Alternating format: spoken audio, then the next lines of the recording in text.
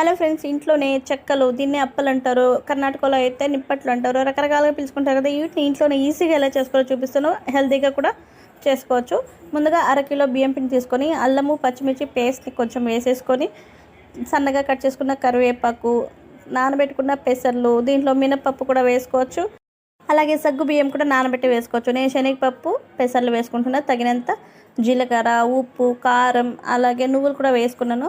మీ దగ్గర బటర్ ఉంటే బటర్ వేసుకొని, లేకపోతే నెయ్యి బాగా వేడి చేసి ఇందులో వేసేసుకొని బాగా కలిపేసుకున్న తర్వాత వేడి వాటర్ కొంచెం కొంచెంగా వేసుకుంటూ బాగా కలిపేసుకొని ఒక 10 నిమిషాలు పక్కన పెట్టేసుకోండి. 10 నిమిషాల తర్వాత బాగా కలిపేసుకొని చిన్నగా అన్నీ ఒకే సైజులో ఉండలు కావాలనుకుంటే ఇలా చిన్న స్పూన్ ఒకటి తీసేసుకొని అన్నీ ఒకే సైజులో ఉండలు చేసి పక్కన పెట్టేసుకొని ఇప్పుడు ఒక పేపర్ పెట్టేసి ఇలా ఒత్తేసుకుంటే సరిపోతుంది. ఫుల్ వీడియో అప్లోడ్ చేసిన ఎవరైనా చూడని వాళ్ళు ఉంటే చూసేయండి.